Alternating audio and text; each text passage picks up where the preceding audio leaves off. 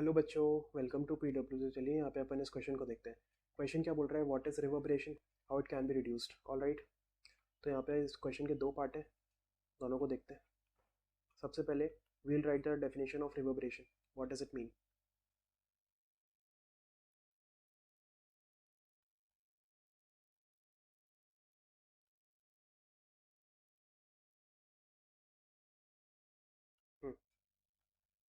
Reverberation is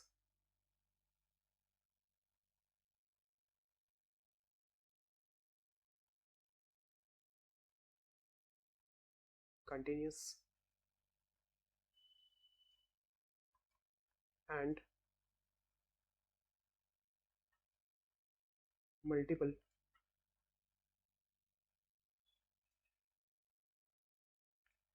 reflection of sound wave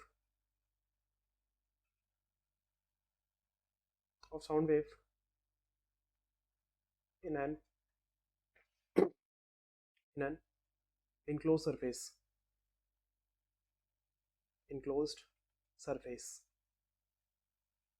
ठीक है, so this was the definition of reverberation. अब यहाँ पे अपन इसको समझते हैं कि इसमें हो क्या रहा है। मान लो ये आपका बड़ा सा एक हॉल है,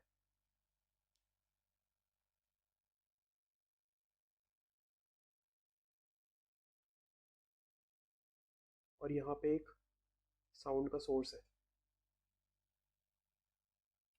which is generating sound, and there are some people या फिर कुछ लिसनर्स हैं यहाँ पे। ये मान लो एक लिसनर है, ये दूसरा लिसनर है। ठीक है, तो ये क्या साउंड को जनरेट करेगा, तो साउंड वेव इस तरीके से जाती है and it gets reflect back.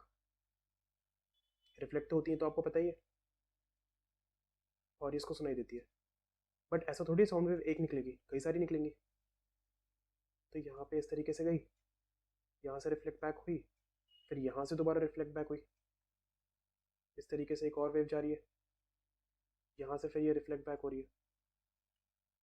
तो ऐसे क्या होता है ना, एक ही साउंड की कई सारी वेव्स रिफ्लेक्ट बैक होकर उस पर्सन को सुनाई देती है। तो यहाँ पे आप खुद सोच के देखो कि कैसी स्थिति बनेगी।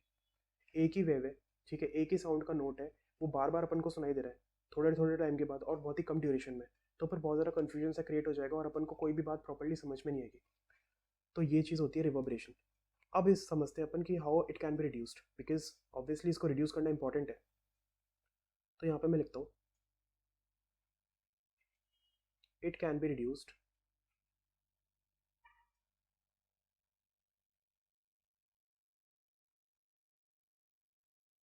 बाय यूजिंग soft absorbent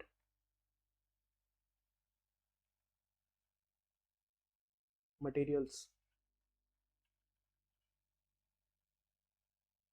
यहाँ पे लिखो sound absorbent materials, sound absorbent materials and making the roof या सीलिंग